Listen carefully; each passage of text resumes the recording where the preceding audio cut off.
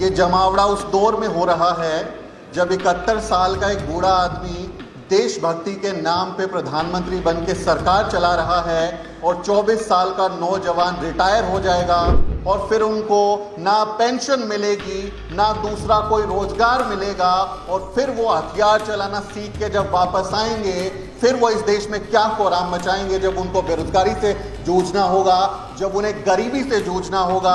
ये आपके लोग सरेआम भारत के संविधान की धज्जियां उड़ाते हैं, उसको जलाते हैं, उसकी प्रतियां जलाई जाते हैं, धर्म संसद के नाम पर नरसंहार का आह्वान करते हैं और नया संविधान लागू करने की कोशिश करते हैं। कहीं ये साजिश तो नहीं हो रही कि आरएसएस की सारी मंडली को हथियार चलाने की ट्रेनिंग 4-4 साल की दे दी जाए और बाद में आपका मिलिशिया का दौर आए और आप उनको हथियार देके हमारे खिलाफ इस्तेमाल करेंगे? इस बात की भी आशंका है हमें आपसे। और नाम देखिए क्या दे रहे हैं, अग्निवीर। मतलब शर्म आनी चाहिए जख्मों पे नमक छिड़कने का काम, अग्निवीर। मैं कह रहा हूं प्रधानमंत्री जी, देशवीर नाम की योजना लाइए और रखिए कि 4 साल तक ही कोई विधायक सांसद बन सकता है और अगले साल से 75% विधायक सांसद दोबारा चुनाव नहीं लड़ेंगे, रिटायर कर दीजिए। आप सबको नमो बुद्धाय, जय भीम, जय मंडल, जय जोहार। और अखिल भारतीय परिसंघ के सभी पदाधिकारी, डॉक्टर उदित राज जी, ओम सुधा जी, बनते सुमित रत्न जी और जो तमाम हमारे साथी हैं, डॉक्टर रतन लाल जी, लक्ष्मण यादव जी, सबको नमस्कार। और आपके चेहरे उस दौर में मुझे देखने को मिल रहे हैं, ये जमावड़ा उस दौर में हो रहा है जब 71 साल का एक बूढ़ा आदमी देशभक्ति के नाम पे प्रधानमंत्री बन के सरकार चला रहा है और 24 साल का नौजवान रिटायर हो जाएगा, उसको पेंशन नहीं मिलेगी। उस दौर में हम लोग एकजुट हो रहे हैं। तो जो ये वो दौर है जहां आप देखेंगे पहला ही जो मकसद लिखा है, बढ़ता हुआ निजीकरण। हमें लगता था कि सेना एक ऐसी चीज है जो सबसे एक सेक्रेड होली काउ की तरह उसको रखा जाता है कि वहां तो इतनी कहें कि सरकार जो देश के साथ धोखा देने वाली नीति है वो लागू नहीं करेगी। हमारी सीमाओं की रक्षा करने वाले लोग, हमारे बॉर्डर्स को अपनी जान देकर सुरक्षित करने वाले लोग, जब उन लोगों को ठेके पर भर्ती किया जाएगा, ठेके पर सैनिक बनाए जाएंगे और फिर उनको ना पेंशन मिलेगी ना दूसरा कोई रोजगार मिलेगा और फिर वो हथियार चलाना सीख के जब वापस आएंगे फिर वो इस देश में क्या कोहराम मचाएंगे जब उनको बेरोजगारी से जूझना होगा, जब उन्हें गरीबी से जूझना होगा, जब उन्हें निजीकरण से जूझना होगा, जब उनके पास कोई डिग्री नहीं होगी तो उन्हें कोई कॉरपोरेट वर्ल्ड में कोई एक्सेप्ट नहीं करेगा, कहीं उन्हें कोई काम नहीं मिलेगा, तब क्या होगा? आपने उन्हें हथियार चलाने की ट्रेनिंग दी है और नाम देखिए क्या दे रहे हैं, अग्निवीर। मतलब शर्म आनी चाहिए जख्मों पे नमक छिड़कने का काम, अग्निवीर। मैं कह रहा हूं प्रधानमंत्री जी, देशवीर नाम की योजना लाइए और रखिए कि 4 साल तक ही कोई विधायक सांसद बन सकता है और अगले साल से 75% विधायक सांसद दोबारा चुनाव नहीं लड़ेंगे, रिटायर कर दीजिए। उनको एक पेंशन भी मत दीजिए, जो फंड आप इकट्ठा करेंगे 5-10 लाख वो दे दीजिए, वो भी उनके युवाओं की तरह, नौजवानों की तरह नए व्यवसाय ढूंढेंगे।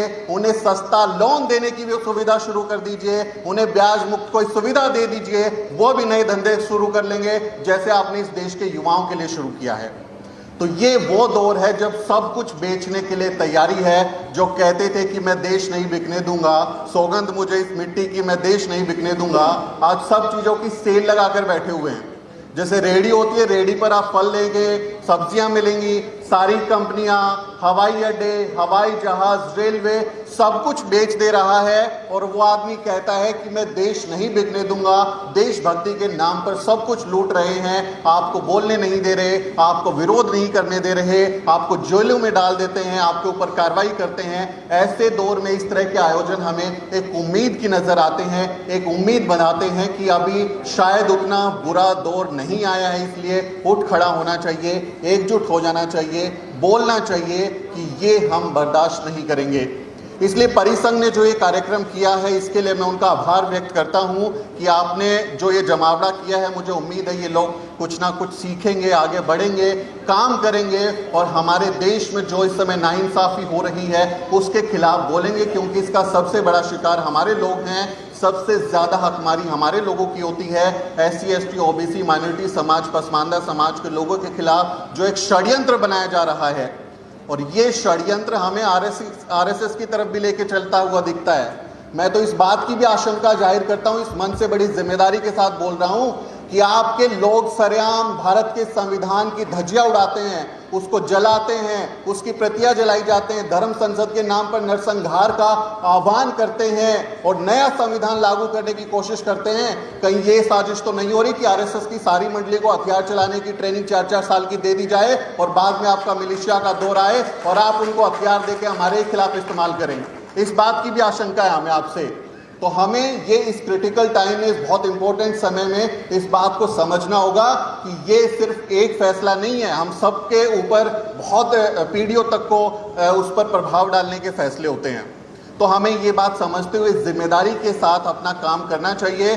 चूंकि मैं मीडिया से भी जुड़ा हूं और मीडिया पर हमारे साथी मीना कोतवाल और शंभू ने बहुत शानदार बात कही। आप लोगों से गुजारिश है कि बहुजन मीडिया को मजबूत बनाएं। आप में से कितने सारे लोगों ने नेशनल दस्तक को सब्सक्राइब किया है? कितने लोग न्यूज वीक को जानते हैं? कितने लोग मीना कोतवाल के चैनल को जानते हैं? द मूक नायक, कितने लोग हमारे नवीन भाई के आर्टिकल 19 को सब्सक्राइब करते हैं?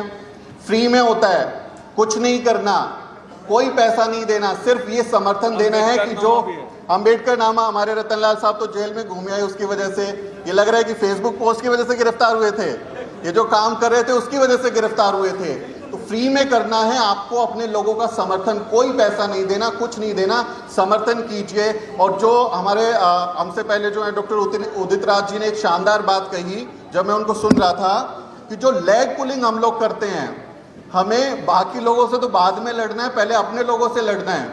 पहले हमारे लोग बोलेंगे अरे वो कांग्रेस में है, वो बीजेपी में है, अब आप जवाब दीजिए अगर वो वहां ना हो तो क्या आपकी अपनी पार्टियां उनका स्वागत करने के लिए बैठी हैं? क्या आपकी पार्टियां उनको एक्सेप्ट करने के लिए बैठी हुई हैं? आपके लोग कहां जाएंगे? जहां रहे, अगर कोई आदमी जिस भी पार्टी, जिस भी दल में, जिस भी संगठन में रहकर अगर आपकी बात करता है, आपके हक की बात करता है, तो वो आपका आदमी है। और उस आदमी के खिलाफ छीछा लेदर करना, उस पर आलोचना करना, उसके खिलाफ कैंपेन करना, उसकी टांग खींचना कि ये आदमी हवाई जहाज से चलता है, इसको क्या जरूरत है हम डोनेशन दे दें, इसको क्या जरूरत है, ये आदमी तो 5 स्टार में रहता है, उसमें खाना खाता है। आप अपने लोगों को तकनीक के साथ आगे बढ़ाइए, उनका साथ दीजिए, समय बचाएं, ज्यादा से ज्यादा ऐसे कार्यक्रमों में जा सकें, ऑडियो वीडियो फॉर्मेट में आपको कंटेंट दे सकें। उस जो पूरा नैरेटिव जिसमें हजारों करोड़ की एक लागत के साथ हजारों लोगों की टीम IT सेल बैठी हुई है, जो आपके व्हाट्सएप, ट्विटर, फेसबुक, यूट्यूब पर आपके दिमाग में लगातार नफरत भड़का रही है, ऐसे मैसेज और कैंपेन चला रही है, उसको कभी कभी हम अपनी छोटी सी कोशिश से पंचर कर देते हैं कि हमने कोई पोस्टर बना दिया, कोई वीडियो बना दिया, उस पर छोटा सा कोई हमने लिख दिया, उसको पंचर करने का काम हम फ्री में कर रहे हैं। तो कम से कम आप लोग इतना कर सकते हैं कि समर्थन दें। और जैसे डॉक्टर रतनलाल साहब कहते हैं, जमीन पे काम करने का मतलब जमीन पे लौटपोट करना नहीं होता कि हम धूल में लौट जाएं, तभी आपको लगेगा कि दलित जो हैं वो जमीन पर काम करने वाले लोग हैं। बाबा साहब ने जमीन से उठाने के लिए संघर्ष करके हमको इस लायक बनाया है कि हम हवाई जहाज में भी उड़े, AC के भी उसमें भी जाएं, अच्छे कपड़े पहने, अच्छा मोबाइल इस्तेमाल करें, महंगे हम एडिटिंग सॉफ्टवेयर खरीदेंगे, अच्छे कंप्यूटर खरीदेंगे, अच्छा कैमरा इस्तेमाल करेंगे, अच्छे ग्राफिक्स बनाएंगे और शानदार कंटेंट बना के मनुवादी मीडिया को जवाब देंगे। तो उसके लिए हमें जरूरत है आप लोगों की, आप समर्थन करें और टांग खींचना बंद कर दीजिए। बहुत गालियां हमें अपने लोगों से ही मिलती हैं, उन लोगों से बाद में लड़ते हैं, पहले अपने लोगों से हमें गाली खानी पड़ती है। तो उसको देख के बहुत बार निराशा भी होती है कि जिन लोगों के लिए काम कर रहे हैं, जिन लोगों के लिए आप बोल रहे हैं, वही आपके बारे में कैंपेन चला रहे हैं, उल्टा सीधा बोल रहे हैं, विस्तार के साथ वो क्या क्या चीजें बना के लिख के डाल देते हैं। तो वो निराश करने का काम मत करें, अपने लोगों का साथ दें। मैं हमेशा इस बात को बोलता हूं कि मैं, यदि मेरे समाज का कोई व्यक्ति है, मेरे समाज का कोई व्यक्ति किसी भी पार्टी, किसी भी दल में कुछ भी कर रहा है, अगर मैं उसके समर्थन में नहीं लिखूंगा तो मैं उसके खिलाफ भी नहीं लिखूंगा, क्योंकि मेरा आदमी है। आज क्या मजबूरी में वो किस दल में, किस संगठन में काम कर रहा है, कल को वो आदमी जब जरूरत पड़ेगी तो मैं उम्मीद करता हूं कि हमारे साथ खड़ा होगा।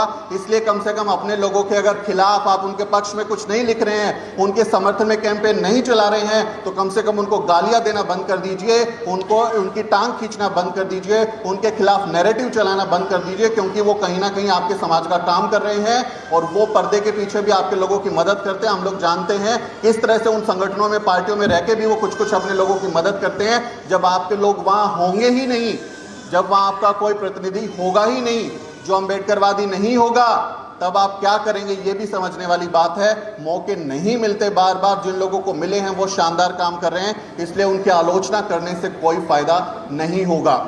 आखिरी बात बस मैं ये कहूंगा कि मीडिया के भरोसे आप मत रहिएगा कि जो टीवी अखबार की बात शंभू भाई और मीना कर रहे थे कि वहां से कुछ बदलाव होने वाला है, वो प्रचार है।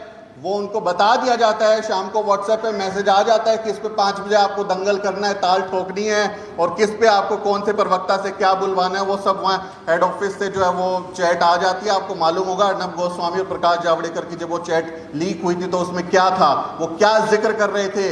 वो घोषित है कि वहां से सब कुछ डिक्टेट होता है, लेकिन उस पर भरोसा हमें नहीं करना, उस नैरेटिव में नहीं फंसना, मीडिया पर बिल्कुल भरोसा नहीं करना। बहुजन मीडिया ही आपकी अपनी ताकत है, उसको आगे बढ़ाइए, समर्थन कीजिए। हमारे जो लोग इस निजीकरण के खिलाफ, इस न्यायपालिका में आरक्षण के खिलाफ, ये मनुवाद का जो पूरा ढांचा है उसके खिलाफ, न्यायपालिका में आरक्षण के लिए, यूनिवर्सिटी में हमारे प्रोफेसर्स की भर्ती के लिए, आरक्षण को बचाने के लिए, जातिवार जनगणना के लिए, आदिवासियों पर होने वाले हमले के खिलाफ जो आदमी साथ में खड़ा होकर आवाज उठाता है, अगर आप उसके साथ खड़े नहीं होते तो उसकी टांग मत खींचिए, उसको लड़ाई लड़ने दीजिए और मुमकिन हो तो उसका साथ दीजिए। यही मेरी अपील है। आप सबका बहुत बहुत शुक्रिया कि आपने मुझे बोलने का मौका दिया, और मैं उम्मीद करता हूं कि आप लोग जो हैं जरूर एक सकारात्मक पहल की ओर आगे बढ़ेंगे और इस लड़ाई को हम सब लोग मिलकर लड़ेंगे। बहुत बहुत शुक्रिया। जय भीम, जय मंडल, जय जोहार।